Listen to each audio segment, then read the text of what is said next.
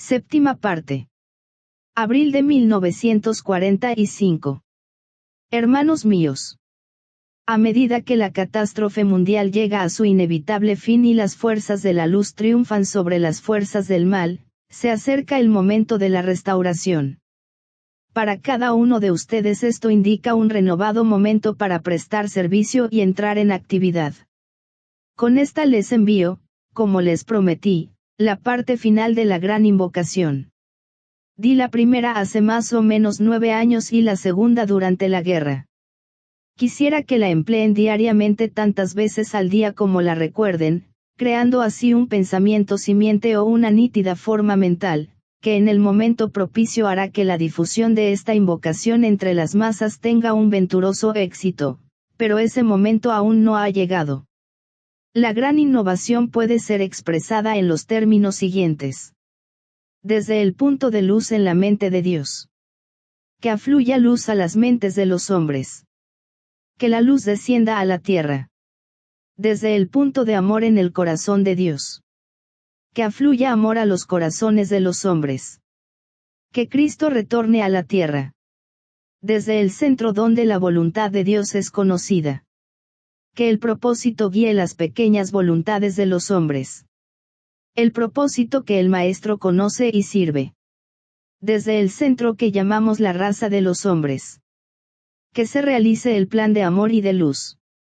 Y selle la puerta donde se halla el mal. Que la luz, el amor y el poder, restablezcan el plan en la tierra. Ha sido difícil traducir en frases comprensibles y adecuadas las tan antiguas palabras formas que el Cristo empleará. Estas palabras formas son 7, y las pronunciará de manera totalmente nueva. Solo he podido darles aquí una significación general. Otra cosa no fue posible. Pero aún en esta forma extensa será poderoso su llamado invocador, si son pronunciadas con intensidad mental y ardiente propósito. Les pediré que pongan el énfasis sobre 2 puntos, cuando se haya permitido el empleo de las frases. 1. Que Cristo retorne a la tierra. Este retorno no debe ser comprendido en su significado común y su bien conocido sentido cristiano místico. El Cristo nunca dejó la tierra, se refiere a la exteriorización de la jerarquía y a su aparición exotérica en la tierra. La jerarquía oportunamente, guiada por el Cristo, actuará abierta y visiblemente sobre la tierra. Esto sucederá cuando el propósito de la voluntad divina y el plan que lo complementará, sean mejor comprendidos y el periodo de reajuste, de iluminación y de reconstrucción del mundo, haya avanzado debidamente. Este periodo comenzará en la Conferencia de San Francisco, de allí su gran importancia, aunque al principio avanzará muy lentamente. Tomará tiempo, pero la jerarquía no piensa en términos de años o ciclos breves, los cuales son largos para la humanidad, sino en términos de eventos y de expansión de conciencia. 2. Y selle la puerta donde se halla el mal. Las fuerzas del mal, liberadas durante esta guerra, serán inmovilizadas y selladas en el lugar que les corresponde en un futuro inmediato, y será muy pronto. El mal al que se hace referencia nada tiene que ver con las perversas inclinaciones, los instintos egoístas y la separatividad que reside en los corazones y en las mentes de los seres humanos. Estos deben vencerlos y eliminarlos por sí mismos. Pero reducir a la impotencia las fuerzas del mal que se aprovecharon de la situación mundial, obsesaron al pueblo alemán, dirigieron al pueblo japonés, cometiendo sádicas bárbaries y asesinatos, difundieron propaganda engañosa y prostituyeron la ciencia para lograr sus fines, requiere la imposición de un poder más allá del humano. Este poder debe ser invocado y su invocación obtendrá rápida respuesta. Dichas potencias del mal serán ocultamente selladas en su propio lugar, y lo que exactamente significa nada tiene que ver con la humanidad. Los hombres deben aprender hoy las lecciones del pasado, beneficiarse de las disciplinas de la guerra, ocuparse cada cual en su propia vida y comunidad de las debilidades y errores a los cuales pueden haberse visto inclinados. Recordaré aquí lo que le dije el año pasado sobre la última estrofa de la invocación. A fin de que se distribuya ampliamente por todo el mundo, me estoy preparando para presentarles la última estrofa de la gran invocación. De ninguna manera es fácil traducir las palabras de esta estrofa en términos que tengan un atractivo general y que no sean de importancia únicamente para los esotéricos convencidos. Puede ser presentada de tal manera que las masas de todas partes, el público en general, estén dispuestos a adoptarla y emplearla ampliamente, haciéndolo en una escala más amplia que los intuitivos y de mente espiritual, incluso los hombres de buena voluntad, pues la comprenderá un público más numeroso. Daré esta estrofa a Abe lo antes posible, lo cual dependerá de los asuntos mundiales y de que yo comprenda qué condiciones esotéricas determinadas son propicias para establecer un ciclo de tiempo. Si los planes maduran como desea la jerarquía, la nueva estrofa puede ser distribuida en el momento de la luna llena de junio de 1945, en lo que a Occidente concierne y considerablemente más adelante en Oriente. Antes de que lleguen esos momentos establecidos en el tiempo, la parte final de la gran invocación puede ser utilizada por los miembros de la escuela esotérica, después que mi grupo la haya empleado durante un mes, contando desde el momento en que la reciban los miembros del grupo que viven más distantes. Quisiera que esta invocación se difunda por el poder que ha generado mi ashrama y todos aquellos que están afiliados a él. Los ashramas del maestro KH y del maestro M se han comprometido también profundamente a participar en este trabajo. Les pediría además que lean y relean las dos instrucciones, una trata sobre el ciclo de las conferencias * y la otra sobre el trabajo del Cristo ***, asimilen su contenido y configuren en sus mentes el anteproyecto del plan jerárquico. Luego pueden complementarlo desempeñando su parte y así podrán reconocer a aquellos que en otros grupos y en diferentes países constituyen una parte vital en el esfuerzo jerárquico. La exteriorización de la jerarquía. La reaparición de Cristo. Octava parte. Antes de seguir adelante con el tema de la meditación, quisiera llamarles la atención sobre el hecho de que el tipo de trabajo que estoy dando ahora es amorfo, en comparación con las meditaciones anteriormente delineadas. Ya he dado 5 meditaciones y les pedí que las practicaran en forma grupal. Quisiera resumirles sus objetivos para que puedan, repito, seguir adelante inteligentemente. La primera meditación se relacionó con la transferencia de la energía desde el centro plexo solar al centro cardíaco, para que la gran barrera divisoria, de la cual el diafragma es el símbolo exotérico, pudiera ser atravesada y la personalidad emocional controlada por el corazón.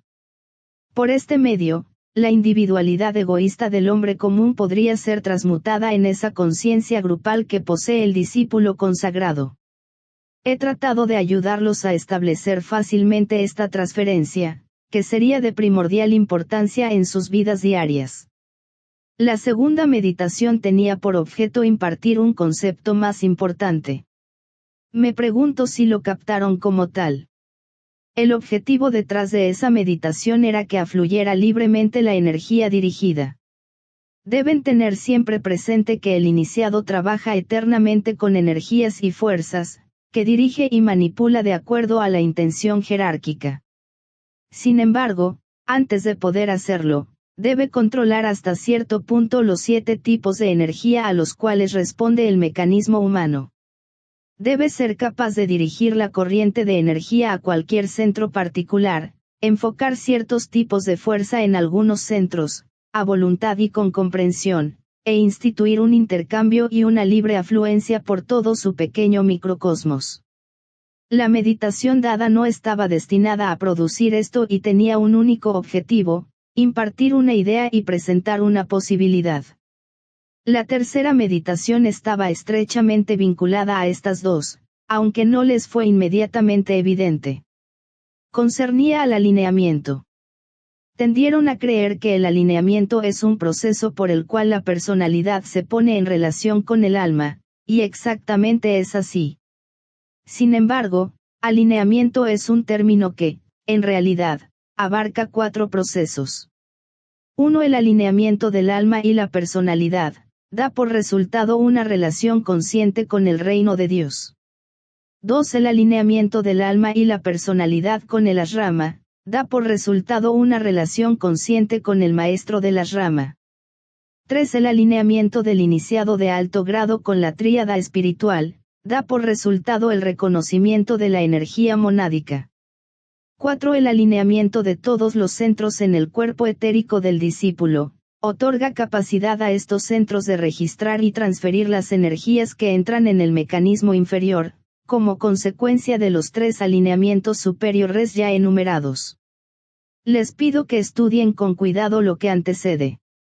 La cuarta meditación estaba destinada definidamente a establecer una relación más estrecha con la jerarquía, por conducto del ashrama y la consagrada vida ashrámica de servicio. Este enunciado tiene mucha importancia para ustedes en este momento. La meditación fue dividida en 3 etapas: reconocimiento, consideración, determinación. Los discípulos deben introducir en su conciencia cerebral el reconocimiento de la relación y la actitud que deben oportuna y automáticamente condicionar a la personalidad, no por un esfuerzo forzado, sino por una receptividad positiva, receptividad creada por la orientación estabilizada. Los discípulos deben reflexionar constantemente sobre la vida del ashrama al hacer impacto sobre su conciencia.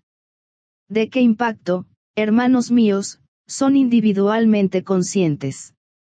De esta reflexión debe sobrevenir una determinación planificada que forma parte constructiva de la vida ashrámica, a la cual fueron admitidos por sus pensamientos y servicios prestados. Los primeros débiles esfuerzos producidos por el surgimiento de la voluntad espiritual pueden observarse por la actuación de esta determinación. Le siguió la quinta meditación, que fue el tema del año pasado.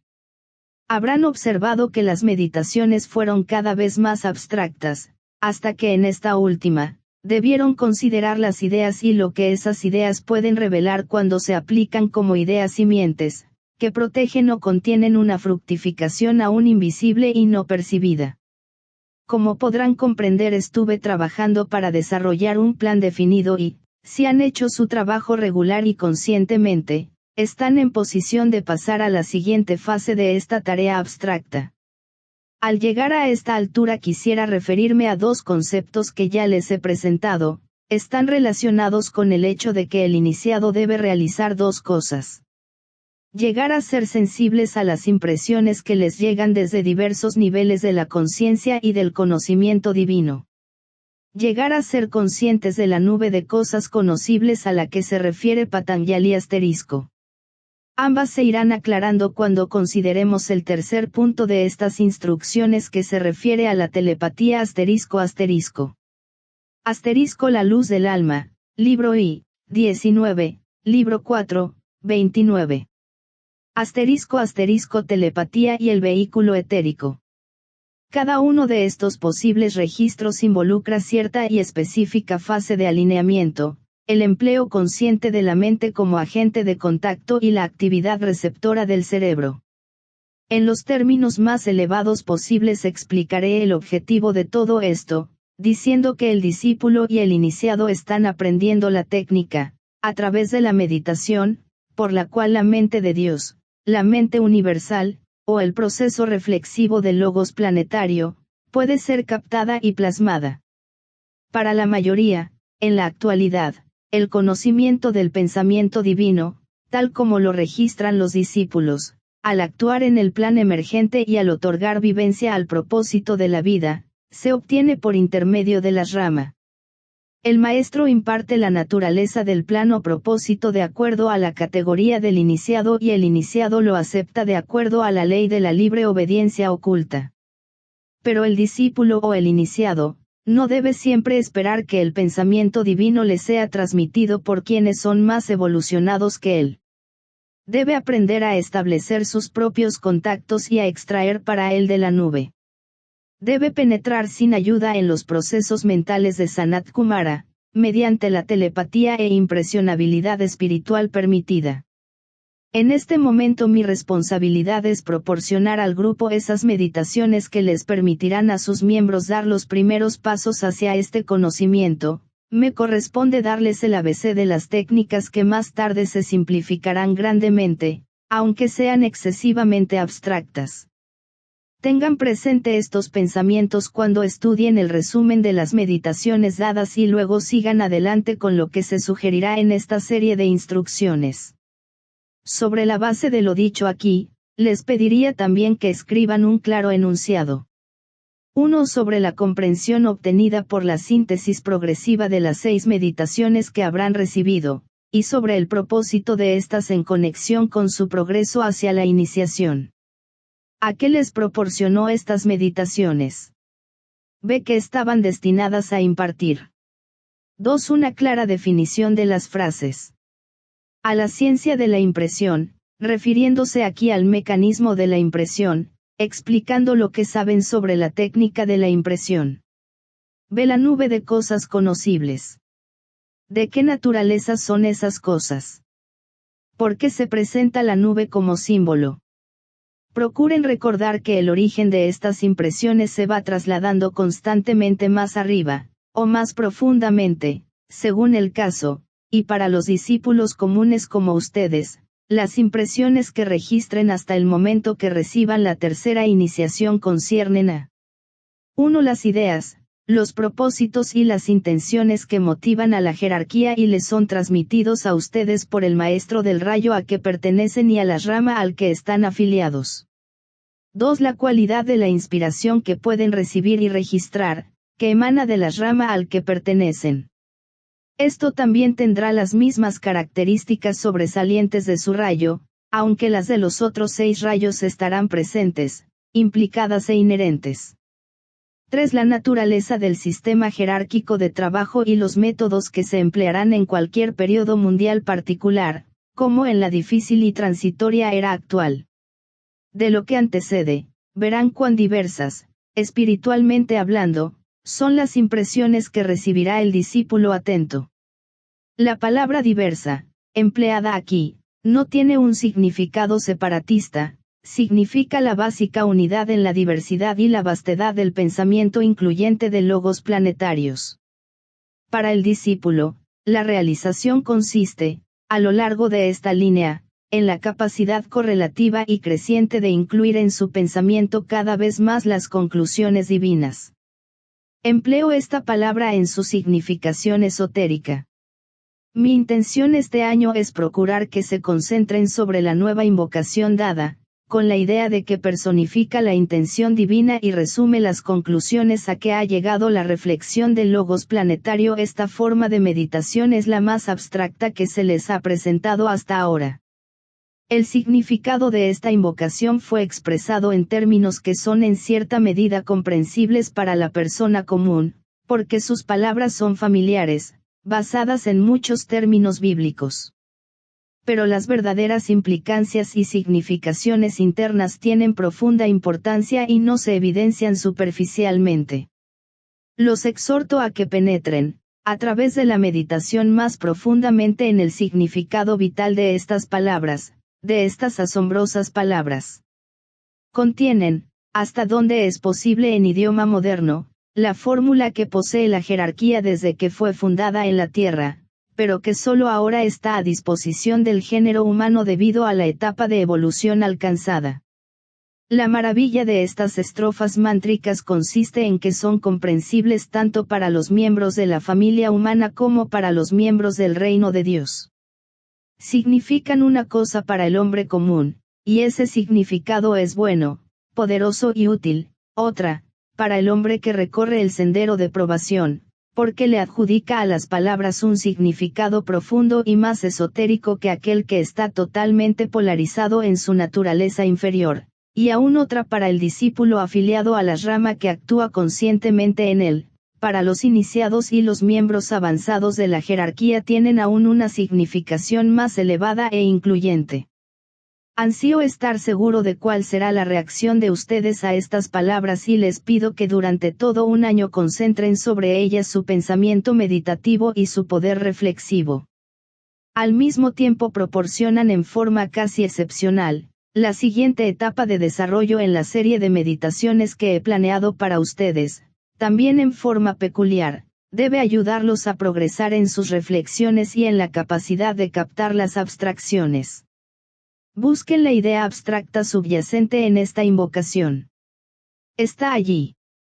De su reacción a esta invocación y de la capacidad de emplear sus frases como peldaños que llevarán a ciertos niveles de pensamiento abstracto, hasta ahora no alcanzados, podré juzgar si están preparados como individuos, para cierto trabajo específico preliminar a la iniciación que ustedes, también como discípulos individuales, deberán recibir. La estrofa final de la invocación al poder y a la luz, como se la denomina en los archivos de los maestros, aparentemente es sencilla. En dichos archivos hay al margen un símbolo que indica la era o el periodo de la historia humana durante el cual puede y deberá ser empleada. Es interesante observar que la evolución de la humanidad está de acuerdo al tiempo fijado. Dicha invocación atraerá grandemente al género humano. Aconsejo que al presentarla al público definidamente cristiano, como por ejemplo los eclesiásticos de todas las denominaciones, se le cambie la última línea de la tercera estrofa y diga el propósito que el maestro conoce y sirve, o que los discípulos conocen y sirven. La palabra discípulo es incluyente, en sentido jerárquico, al mismo tiempo fácilmente reconocida por los ortodoxos, pero no ofrece ninguna limitación al esoterista. Abarca todo grado de aspirante humano, desde el discípulo recientemente aceptado hasta, e inclusive, el Cristo mismo. Transcribiré aquí la invocación. Desde el punto de luz en la mente de Dios. Que afluya luz a las mentes de los hombres. Que la luz descienda a la tierra. Desde el punto de amor en el corazón de Dios. Que afluya amor a los corazones de los hombres. Que Cristo retorne a la tierra. Desde el centro donde la voluntad de Dios es conocida. Que el propósito guíe las pequeñas voluntades de los hombres. El propósito que los maestros conocen y sirven. Desde el centro que llamamos la raza de los hombres. Que se realice el plan de amor y de luz. Y selle la puerta donde se halla el mal. Que la luz, el amor y el poder, restablezcan el plan en la tierra. Cada una de las 4 estrofas se refiere a uno de los 3 aspectos de la energía divina, además de referirse a la humanidad misma donde se unen los 3, y están potencialmente en latencia, llegando finalmente al pleno florecimiento de la divinidad, expresando en forma perfecta los 3 aspectos. De allí, hermanos míos, la intensidad del conflicto humano, conflicto sin paralelo en cualquier otra diferenciación de la vida divina. En la humanidad se unen todos los aspectos y líneas. Esto es fundamental en la enseñanza esotérica. Ustedes saben muy bien que los reinos subhumanos culminan en la humanidad y los reinos superhumanos tienen allí su oportunidad y todas las vidas superhumanas han pasado alguna vez por el reino humano. Las primeras 3 líneas se refieren a la mente de Dios, como punto focal para la luz divina, lo cual significa el alma de todas las cosas. El término alma, con su principal atributo de iluminación, incluye al anima mundi, el alma animal, el alma humana, y a ese punto culminante de luz que consideramos como el alma influyente de la humanidad.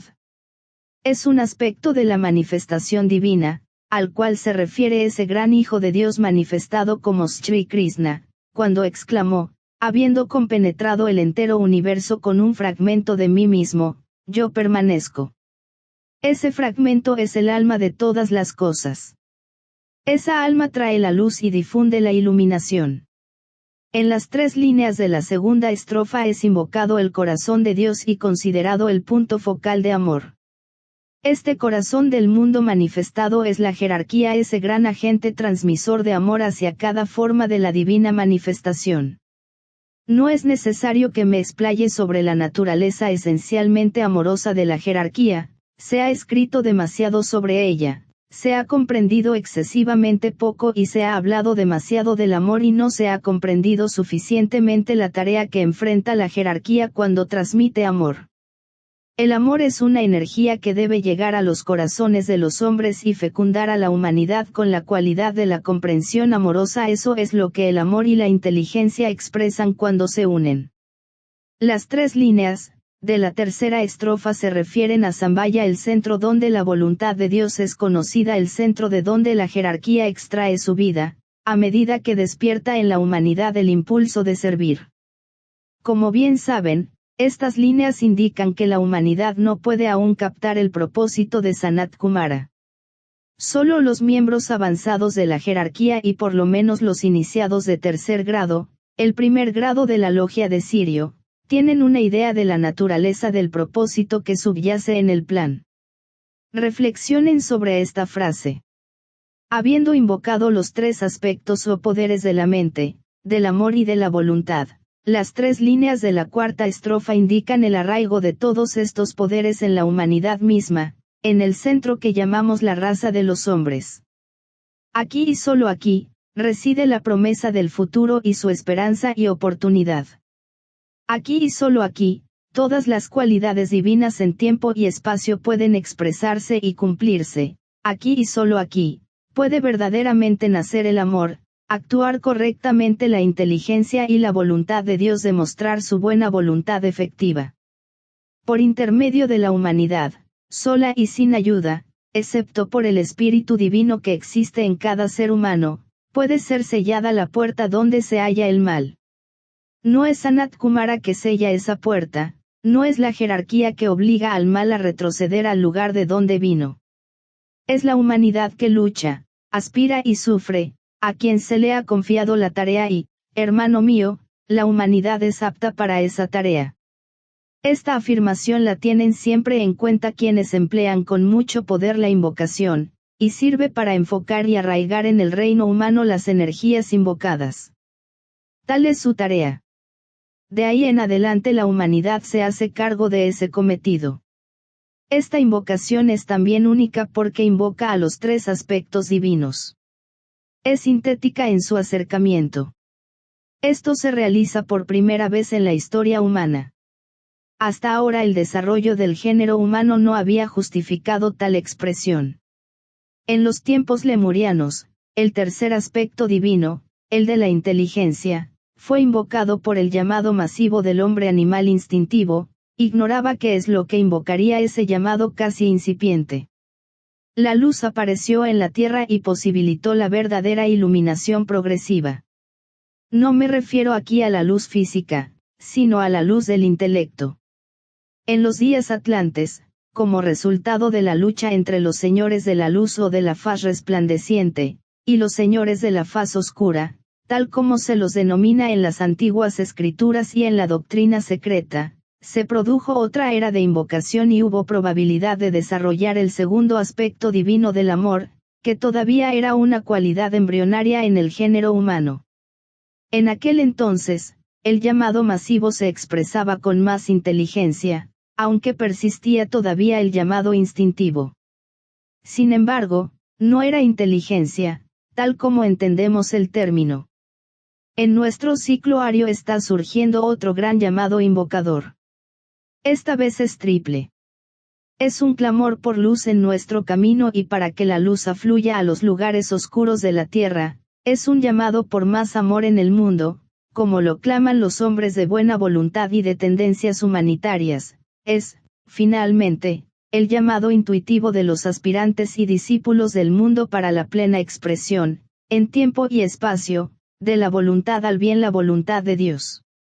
La instintiva humanidad común, los hombres y mujeres de buena voluntad y los discípulos del mundo, están todos implicados en esta invocación, introduciendo los atributos de instinto, inteligencia e intuición. Los 3 están fusionados en esta gran invocación. Tengan constantemente presente esta fusión básica que se va expresando oralmente y extraigan aliento del acercamiento masivo a la fuente de toda vida, amor y luz. Nada podrá resistir la demanda conjunta de los hombres de todas partes en sus graduadas y compactas filas. Toda esta invocación se refiere esotéricamente a la nube de cosas conocibles a que se refiere Patanjali. Ese inminente, influyente y revelador depósito de energía es la causa inmediata de todos los acontecimientos en la Tierra e indica el surgimiento de lo nuevo, lo mejor y lo progresivamente correcto. Los sucesos y eventos así precipitados demuestran el avance de la conciencia humana hacia una mayor luz. Estas cosas conocibles son fuentes de toda revelación y de todos los conocimientos humanos culturales, que conducen a lo que llamamos civilización. Su condensación, si puedo emplear esta palabra, se produce por el llamado invocador masivo de toda la familia humana en cualquier periodo. Este llamado fue proyectado por lo general en forma inconsciente, pero será cada vez más conscientemente expresado. Por lo tanto, pueden esperarse resultados más rápidos y eficaces. Esta nube está formada por la acción conjunta del Sol central espiritual que actúa por intermedio de Sambhaya y la humanidad misma, que hasta ahora actuó clamando a la jerarquía, pero que acrecentamente eleva su llamado cada vez más directamente.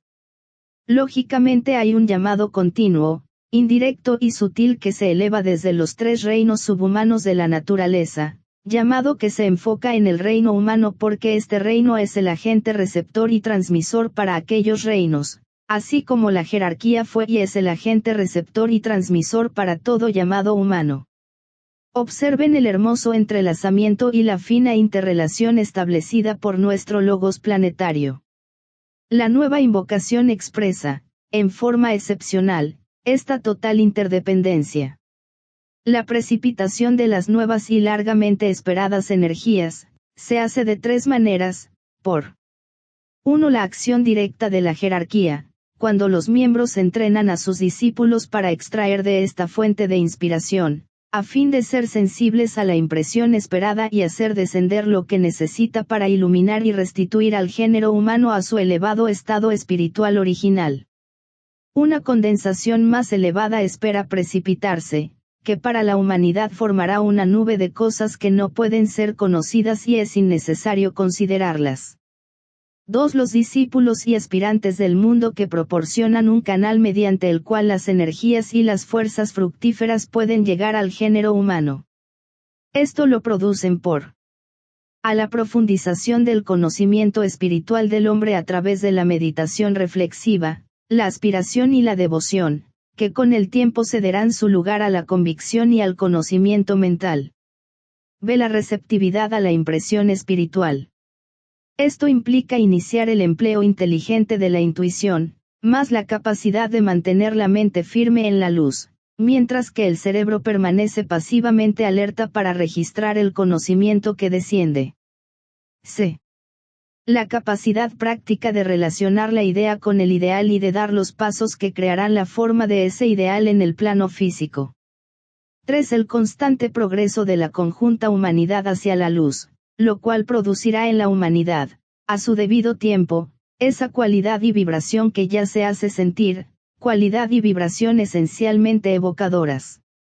Actualmente, esta nube de cosas conocibles ha condensado o reunido energías que fueron puestas a disposición por los espíritus de restauración, reconstrucción y resurrección. Estas energías, hoy disponibles, son en más amplia escala y naturaleza superior similares a aquellas que el alma individual, término paradójico, pone a disposición de la personalidad cuando esa personalidad está preparada para el sendero de probación o del discipulado, y son mucho más poderosas porque constituyen a su vez una precipitación de energías que están a disposición de Sambhaya, más las energías y fuerzas generadas por la jerarquía.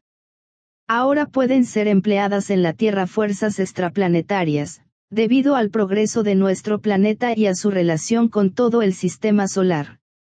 En nuestra historia planetaria nunca existió un periodo en el que la oportunidad haya sido tan grande, o la humanidad haya hecho contacto y utilizado tanta luz y fuerza espirituales. La primera indicación de esta masiva y disponible energía produjo la coordinación del nuevo grupo de servidores del mundo en el plano físico. La segunda indicación produjo una pronunciada separación entre las fuerzas del mal y las fuerzas de la luz. Esta separación trajo como resultado la Guerra Mundial, 1914-1945, e inició el hirviente desorden emocional y psíquico, en el que se encuentra actualmente la humanidad. La tercera indicación fue la liberación de la energía atómica y el descubrimiento del proceso para transmutar la energía en materia y la materia en energía. Por lo tanto, las energías espirituales en forma impersonal y con la vívida dirección de la intención pura, vinieron desde el punto más elevado del propósito espiritual y penetraron en el aspecto inferior de la materia, el átomo, demostrando así la verdad del enunciado de que la materia es espíritu, en su punto más bajo, y el espíritu es materia en su punto más alto, y que la aparente dualidad es sólo unidad esencial. La concentración de fuerzas espirituales en, y por intermedio del nuevo grupo de servidores del mundo, la producción de un conflicto mundial, con su resultado destructor y al mismo tiempo unificador, y la liberación de ciertas energías impresionantes que posee la materia misma, para beneficio de todas las cosas creadas sobre la Tierra, constituyen los resultados inmediatos de la presión ejercida por los recursos espirituales influyentes. Estas fuerzas afectaron a las personas espirituales y a los humanitarios del mundo, fusionándolos en un solo grupo en los planes internos, aunque esto siga permaneciendo externamente incomprendido, asestaron así un golpe mortal a la gran herejía de la separatividad. Eso más adelante se evidenciará indefectiblemente. Dichas fuerzas hicieron surgir el mal a la superficie en tal forma, que el conflicto entre el bien y el mal se evidenció con toda claridad y se reconocieron en forma nueva y más aguda las causas del sufrimiento humano. Ahora no se puede negar que el género humano tiene este conocimiento y sabe cuál es su responsabilidad. También hicieron posible el empleo de la energía aprisionada en la sustancia misma, la cual si es correctamente empleada puede cambiar y cambiará totalmente la actitud del hombre hacia la vida, su sentido de los valores y su empleo del tiempo. Todo esto ha sido creado por lo que podríamos llamar con exactitud la primera precipitación. Sus efectos fueron masivos en gran medida, y afectaron a los trabajadores espirituales y a los hombres de buena voluntad, produciendo los fuegos purificadores del dolor y la agonía por medio de la guerra, poniendo también la esencia a disponibilidad del mundo material. Me he esforzado por expresar, de distintos modos, la majestuosidad de los recientes acontecimientos, a fin de plasmar en ustedes la estupenda naturaleza de lo ocurrido. La segunda precipitación debe producirla en forma más consciente la humanidad y, para facilitar esto, se ha dado la nueva invocación, razón por la cual debe ser ampliamente distribuida. Tal precipitación debe producirse gestando gradualmente la idea divina en la conciencia humana. Por encima de todo, lo que más se requiere en la actualidad es reconocer al mundo de significados y a quienes complementan los asuntos mundiales y dirigen los pasos que guiarán al género humano hacia su meta destinada, además del reconocimiento progresivamente masivo del plan. Estos tres reconocimientos deben ser evidenciados por la humanidad y afectarán al pensamiento y a la acción humano si se quiere evitar la total destrucción del género humano. Deben constituir el tema de toda propaganda llevada a cabo durante las próximas décadas hasta el año 2025, en realidad un breve espacio de tiempo para producir cambios fundamentales en el pensamiento, el conocimiento y la dirección humanos, pero al mismo tiempo algo muy posible, siempre que el nuevo grupo de servidores del mundo y los hombres y mujeres de buena voluntad realicen una tarea concienzuda. La puerta donde se halla el mal no ha sido sellada todavía. Tampoco se ha logrado la difusión de la conciencia crística, ni se ha reconocido la presencia de Cristo entre nosotros. El plan no se ha desarrollado suficientemente para que su estructura sea universalmente aceptada. El mal fue rechazado, numerosas personas son conscientes de la posibilidad de la iluminación divina y de la interdependencia, la base del amor, para formar un poderoso núcleo, siempre que sea vencida, repito, la inercia tan prevaleciente entre las personas espirituales. Existe un indicio divino de los acontecimientos venideros y un progreso planificado para enfrentarlos, y esto despierta ya interés entre los pensadores de muchos países. Sin embargo, no se ha planificado la respuesta necesaria. Si esta nueva invocación se distribuye ampliamente, Puede ser para la nueva religión mundial lo que el Padre Nuestro ha sido para el cristianismo y lo que el Salmo 23 fue para el judío de mente espiritual. Quisiera indicarles 3 acercamientos al tema de esta invocación. Seré breve por falta de tiempo. Les corresponde a ustedes, de acuerdo a su estado evolutivo y a la profundidad de su reflexión, descubrir lo que dejo sin decir. Estos son: 1. El acercamiento del público en general. 2. El acercamiento de los esoteristas, es decir, de los aspirantes y discípulos. 3. El acercamiento del discípulo más avanzado, hasta donde yo pueda explicárselo, y el de la jerarquía. Primero, el público en general considerará la invocación como una plegaria a Dios trascendente. No reconocerá a Dios como inmanente en su creación, la elevará en alas de la esperanza, esperanza de luz, amor y paz, que incesantemente anhela. La considerará también como una plegaria para iluminar a todos los gobernantes y dirigentes de todos los grupos que manejan las cuestiones del mundo, como oración para que afluya el amor y la comprensión entre los hombres, de manera que puedan vivir en paz mutuamente, como demanda para que se cumpla la voluntad de Dios, voluntad de la cual nada pueden saber. Esto se refiere a todos, excepto a los iniciados, y la considerará tan inescrutable y omniincluyente que su reacción normal debería ser la paciencia y la disposición a abstenerse de toda duda, como oración para fortalecer la responsabilidad humana, a fin de que los conocidos males actuales, que tanto angustian y perturban al género humano, desaparezcan y pueda controlar una indefinida fuente del mal. Finalmente la considerará como una plegaria para que se restablezca una condición análogamente imprecisa y primitiva de felicidad y bienaventuranza y desaparezca de la tierra toda desdicha y sufrimiento. Para el público en general esto es muy bueno y útil e inmediatamente posible. He dispuesto y expresado las palabras de tal manera en la invocación, que al mundo cristiano no le resulte imposible utilizarla por intermedio de las iglesias. Segundo, el acercamiento de los esoteristas y aspirantes del mundo es más profundo y comprensivo, impartiéndoles el reconocimiento del mundo de las causas y de quienes permanecen subjetivamente detrás de los asuntos mundiales, los directores espirituales de nuestra vida, los cuales están dispuestos a fortalecer a quienes tienen verdadera visión, y a indicar no solo la razón de los eventos en los diferentes sectores del vivir humano, sino también hacer esas revelaciones que permitirá a la humanidad avanzar de la oscuridad a la luz. Con esta actitud fundamental, será evidente la necesidad de expresar ampliamente estos hechos subyacentes, y llegará a su madurez una era de difusión jerárquica, dirigida por los discípulos y llevada a cabo por los esoteristas.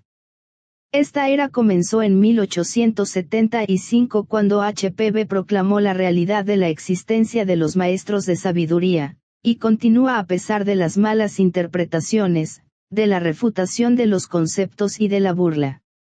Los estudiantes de ocultismo y gran número de intelectuales en todo el mundo reconocen la naturaleza sustancial de la evidencia presente y hay una aparente respuesta intuitiva. Se está reconociendo un nuevo tipo de místico, el cual difiere de los místicos del pasado, excepto en pocos y destacados casos, por su interés práctico en los actuales asuntos mundiales, y no solo por las cuestiones religiosas y eclesiásticas, se caracteriza por su falta de interés en su propio desarrollo personal, por su capacidad de ver a Dios inmanente en todas las creencias y no exclusivamente en su propio tipo de creencia religiosa, y también por su capacidad de vivir la vida a la luz de la presencia divina. Todos los místicos fueron capaces de hacerlo en mayor o menor grado, pero el del presente difiere de los del pasado en que es capaz de indicar con claridad a otros las técnicas del sendero, combina la cabeza y el corazón, la inteligencia y el sentimiento, además de la percepción intuitiva de que se carece hasta ahora. La clara y fría luz de la tríada espiritual ilumina ahora el camino del místico moderno y no únicamente la luz del alma, y esto se acrecentará cada vez más. En ambos grupos el público en general y los aspirantes mundiales en sus diferentes grados hay quienes se destacan del promedio general porque poseen una percepción y comprensión más profunda, ocupando la tierra de nadie, que en el primer caso está ubicada entre las masas y los esoteristas y, en el otro, entre los esoteristas y los miembros de la jerarquía. Recuerden que ellos también emplean la gran invocación y no pasa un solo día sin que el Cristo mismo la pronuncie. Al leer las páginas siguientes hallarán algún indicio sobre las actitudes y puntos de vista de estas inteligencias espirituales. Aparentemente la belleza y la fuerza de esta invocación reside en su sencillez y en la expresión de ciertas verdades esenciales que todos los hombres aceptan innata y normalmente, la verdad de la existencia de una inteligencia básica a la que vagamente damos el nombre de Dios, la verdad que detrás de toda apariencia externa, el amor es el poder motivador del universo, la verdad de que vino a la tierra una gran individualidad llamada Cristo por los cristianos, que encarnó ese amor para que pudiéramos comprender, la verdad de que el amor y la inteligencia son consecuencia de lo que se denomina voluntad de Dios y, finalmente, la verdad de que el plan divino solo puede desarrollarse a través de la humanidad. Este plan exhorta al género humano a expresar el amor e insta a los hombres a que dejen brillar su luz. Luego viene la demanda solemne final de que este plan de amor y de luz, actuando por intermedio de la humanidad, pueda sellar la puerta donde se halla el mal.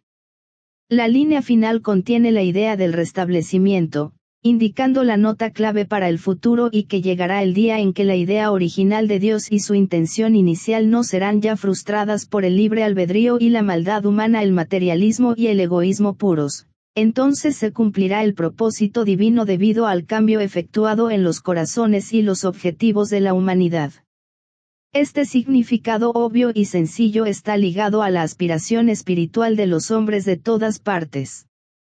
Existen implicaciones más profundas, de las cuales me ocuparé más adelante, pero la claridad del deseo y de la aspiración espirituales está expresada en estas palabras de tal forma, que su empleo no ofrece ninguna barrera para los diversos tipos de mente que puedan recibirla. Solo negarán su verdad y utilidad quienes no reconocen un mundo subjetivo o interno, y rechazan el concepto de que el mundo interno de las causas es responsable de los efectos del mundo externo. Afortunadamente tales personas son pocas y aisladas. Por lo tanto, es evidente que las tres primeras estrofas o versos, invocan, llaman o apelan, a los tres aspectos de la vida divina universalmente reconocidos: la mente de Dios, el amor de Dios y la voluntad o propósito de Dios. La cuarta estrofa señala la relación de la humanidad con las tres energías, inteligencia, amor y voluntad, y la profunda responsabilidad del género humano para complementar la difusión del amor y la luz en la tierra.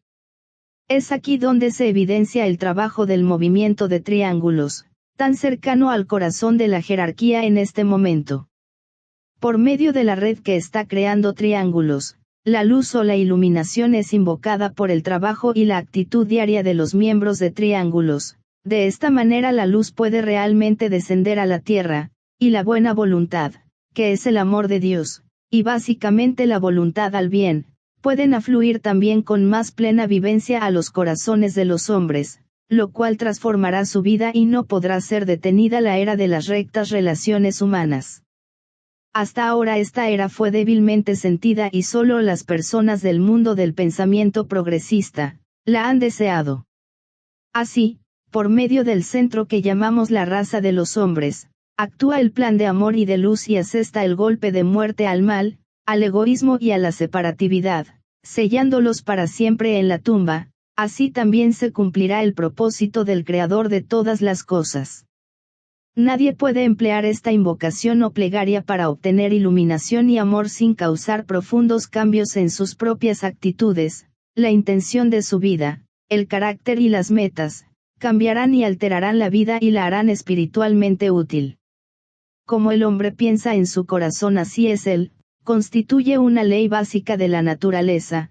Por lo tanto, la necesidad de la orientación constante de la mente para recibir luz y la perspectiva de obtenerla, no pueden ser ni serán ineficaces.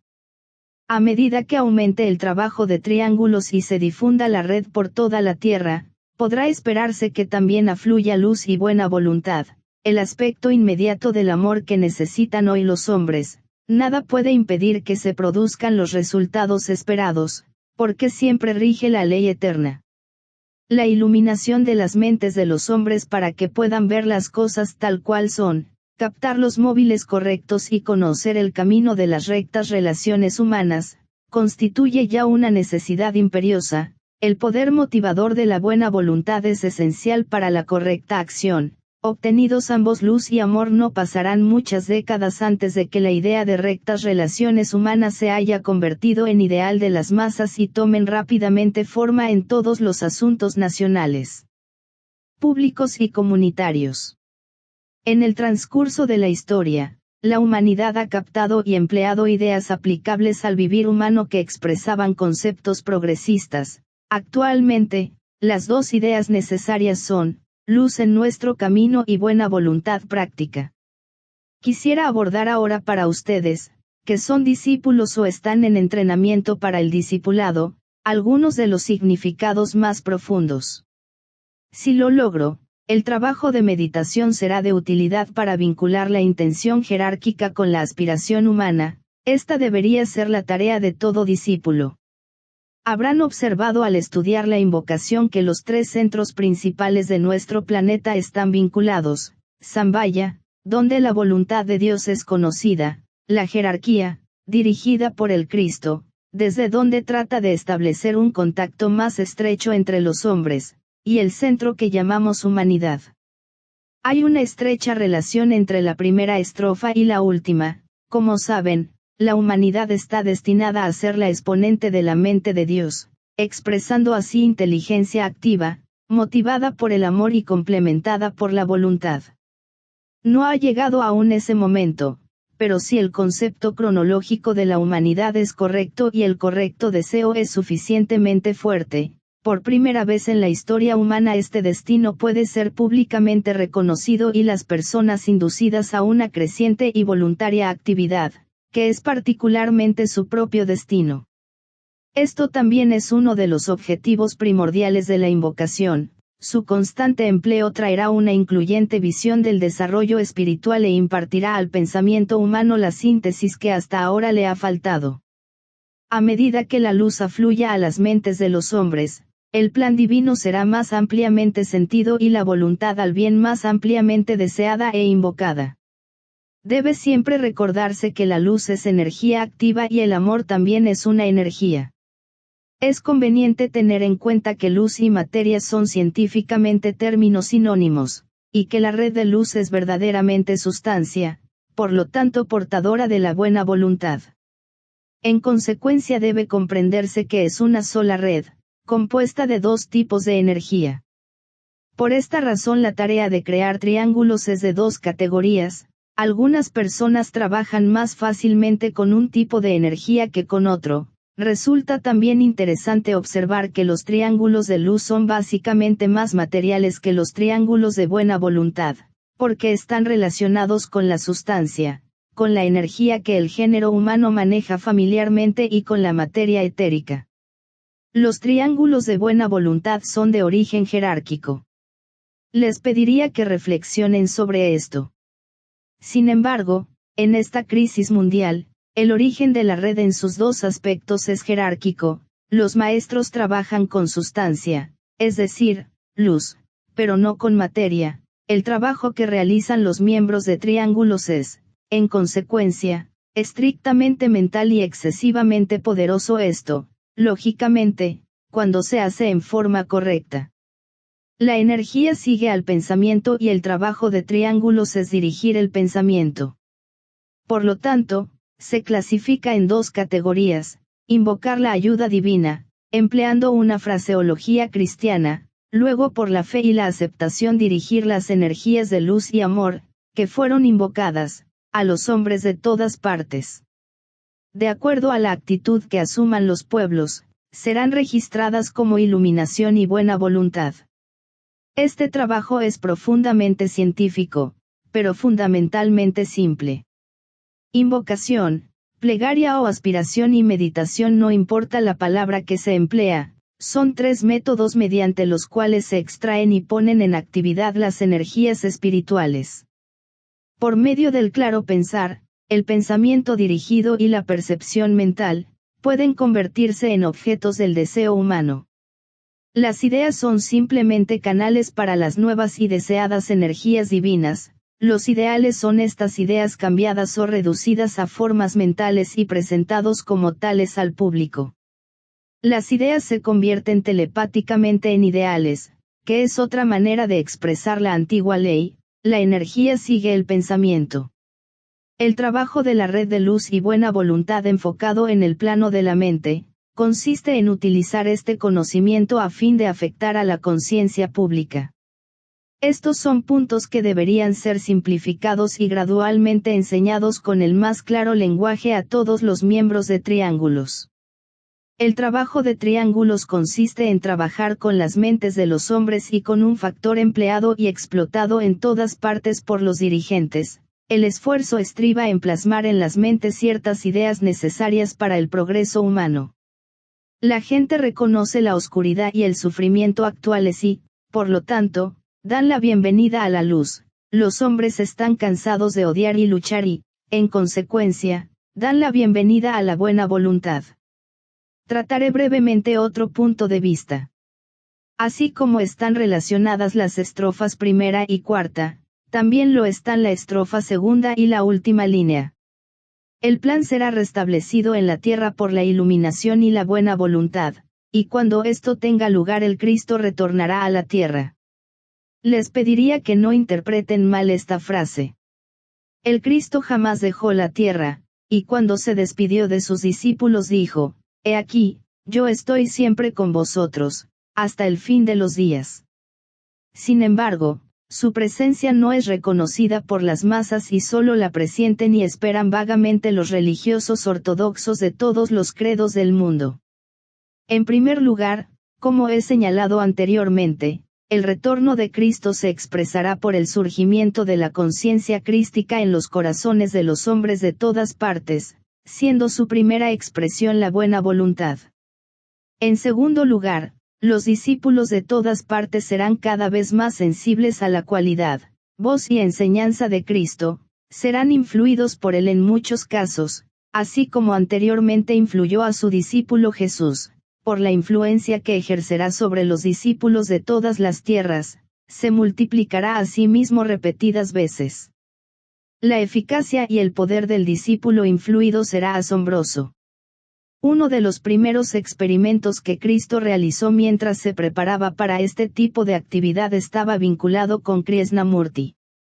El éxito solo fue parcial. El poder que él empleó fue distorsionado y mal aplicado por los devotos que componen mayormente la sociedad teosófica, razón por la cual se puso fin al experimento, aunque sirvió un propósito muy útil.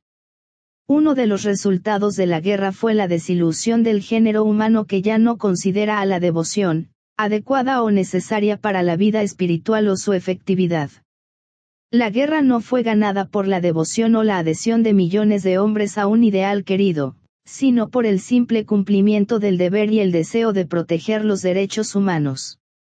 No todos los hombres fueron héroes, como tan estúpidamente proclama la prensa. Fueron movilizados, se les enseñó a luchar y tuvieron que hacerlo, y eso fue el reconocimiento grupal del deber. Cuando Cristo trate nuevamente de influir a sus discípulos, se espera que reaccionen en forma diferente. Por eso Aabe restó importancia constantemente a la devoción y abogó por la independencia espiritual. Ningún devoto es independiente, sino un prisionero de una idea o de una persona. Cuando retorne el Cristo florecerá muy activamente la conciencia crística entre los hombres. Cuando los discípulos trabajen bajo el reconocimiento del Cristo, llegará el momento en que nuevamente y en público volverá a caminar entre los hombres. El Cristo podrá ser públicamente reconocido y realizará su trabajo en los niveles externos de la vida y también en los internos. Para estos tres acontecimientos, que están relacionados con la divinidad inherente al hombre, la jerarquía trabaja y se prepara, y registrará esencialmente otro de los resultados del exitoso empleo de la nueva invocación, a fin de ayudar en esta tarea de preparación. Los discípulos comprenderán fácilmente la significación de la tercera estrofa. El significado de la invocación tal como la emplea la jerarquía, observen esto, ayudará a la humanidad a evocar la voluntad espiritual y a la jerarquía a reconocer la voluntad divina. Poco puede ser dicho al público sobre esta tercera estrofa, que simplemente la interpretará como una plegaria para que la voluntad humana esté de acuerdo con la voluntad divina, aunque no lo comprenda. Aún desde el ángulo de la jerarquía, la voluntad divina, tal como esencialmente es, sigue siendo el gran misterio, pero no obstante, ella puede conocer y conoce y sirve al propósito. El propósito es ese aspecto de la voluntad divina que busca una expresión inmediata en la tierra. La jerarquía distribuye la energía del amor. Por lo tanto, cuando el propósito de la voluntad de Dios, conocido y comprendido en la Cámara del Concilio de Zambaya, trata de influir a la voluntad humana, es la expresión, en términos jerárquicos, de la voluntad al bien y, en términos humanos, de la buena voluntad, o decisión amorosa, o intención fija para establecer rectas relaciones humanas. Hasta el Cristo mismo luchó con el problema de la voluntad divina y se dirigió a la mónada en el momento en que comprendió por primera vez la amplitud y la complejidad de su misión como Salvador del mundo. Entonces exclamó, Padre, no mi voluntad sino la tuya sea hecha. Esas palabras señalaron el abandono de los vehículos por medio de los cuales había tratado de salvar a la humanidad, indicándole entonces la evidencia de un aparente fracaso y de que no había terminado su misión. Durante casi 2000 años él ha esperado llevar esa misión a su culminación, eso también marcó su entrada en un nuevo ciclo de actividad, que culminará con el éxito en los próximos 300 años y esta invocación tal como la emplean ustedes y la jerarquía prueba su eficacia. El Cristo no puede concluir con su misión asignada sin la acción recíproca de la humanidad.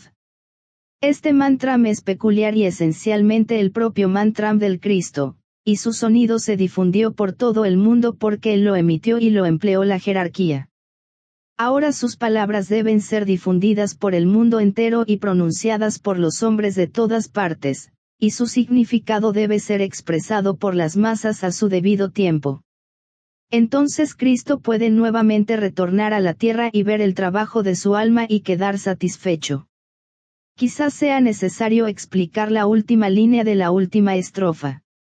Habla de la tarea del plan, complementada por la humanidad para sellar la puerta donde se halla el mal. Es innecesario decir que simbólicamente expresa la idea de que los propósitos del mal deben cesar su actividad y efectividad. El mal no se halla en un lugar particular. El Nuevo Testamento, en el libro de las Revelaciones, habla del mal, de la destrucción del demonio y de reducir a la impotencia a Satanás. Estos párrafos se refieren a los mismos ciclos de tiempo, de los cuales se ocupa esta invocación y procura que se cumplan. La puerta donde se halla el mal es mantenida abierta por la humanidad, debido a su deseo egoísta, odio y separatividad, a su codicia y barreras raciales y nacionales, a sus bajas ambiciones personales y a su amor al poder y a la crueldad.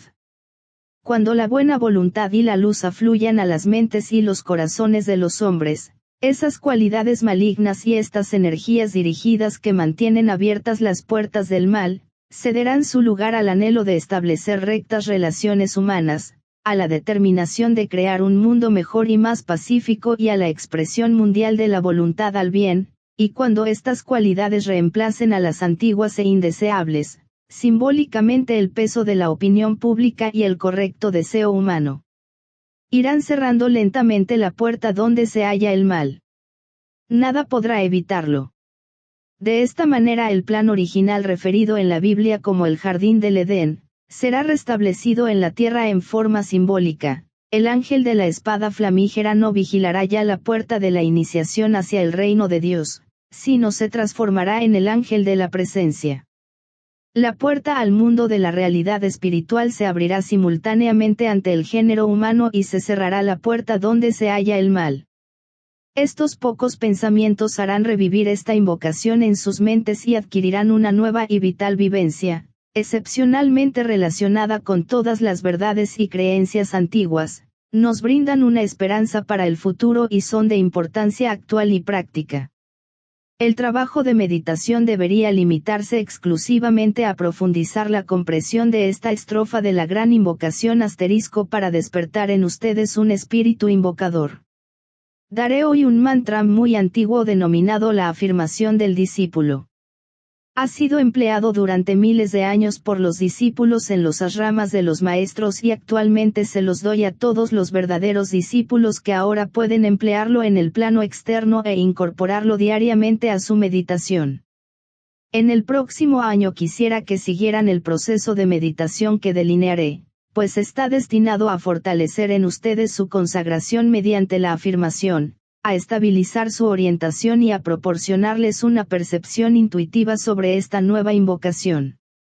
1. La etapa de alineamiento y recordación. Proporcionará el reconocimiento del estado espiritual y de los objetivos. Involucrará también el reconocimiento del ashrama y la dedicación al maestro de acuerdo a dos símbolos, el alma y el punto central en el ashrama. 2. La etapa de afirmación. Pronunciar de todo corazón, como alma, el mantra antiguo siguiente. Soy un punto de luz dentro de una luz mayor. Soy una corriente de energía amorosa dentro de la corriente de amor divino. El tibetano se refiere a esta invocación como una sola estrofa, la tercera y final de las 3 estrofas, o invocaciones. La primera comienza con las palabras, que las fuerzas de la luz iluminen a la humanidad, dada en 1936, y la segunda, que surjan los señores de la liberación, dada en 1940. Soy un punto de fuego del sacrificio, enfocado dentro de la ardiente voluntad de Dios. Y así permanezco. Soy un camino por el cual los hombres pueden llegar a la realización. Soy una fuente de fuerza que les permite permanecer. Soy un haz de luz que ilumina su camino. Y así permanezco. Permanezco así, y giro. Y huello el camino de los hombres. Y conozco los caminos de Dios. Y así permanezco. Esto, hermanos míos, es lo mejor que puedo hacer con palabras y frases, al tratar de transcribir palabras tan antiguas que anteceden al sánscrito y al censar. Pero el significado es claro y eso es lo importante. 3. La etapa de orientación. Es un periodo para pensar con tranquilidad sobre la significación de la afirmación. 4. La etapa de meditación. Concierne a las 4 estrofas de la nueva invocación. Dejaré que la consideren de acuerdo a su criterio y aborden este mantra tan importante y significativo desde el punto más elevado posible de su percepción intuitiva individual. Les pediría que meditaran sobre lo que creen que tiene implicaciones planetarias, pero les recordaré además que consideren los paralelismos individuales. Todo lo que es invocado en bien de la humanidad es también susceptible de interpretación en sentido personal, considerando a la personalidad como el microcosmos del macrocosmos y como un campo para la circulación de la luz y del amor, a fin de expresar la vida crística y la voluntad de sacrificarse, más el instrumento para prestar servicio en una zona donde se sella, frustra e inutiliza el mal. Al finalizar el año les pediría explicar su comprensión e interpretación de la invocación, considerada tanto macro como microcósmicamente.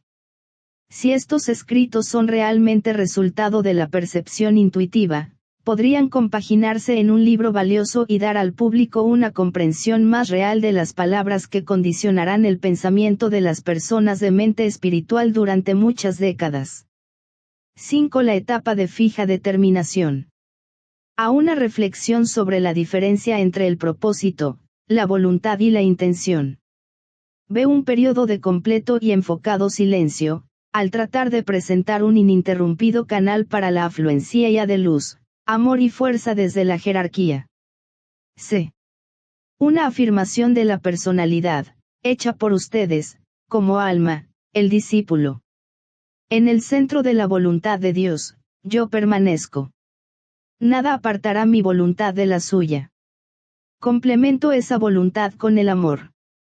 Me oriento hacia el campo de servicio. Yo, el divino triángulo, cumplo esa voluntad. Dentro del cuadrado y sirvo a mis semejantes.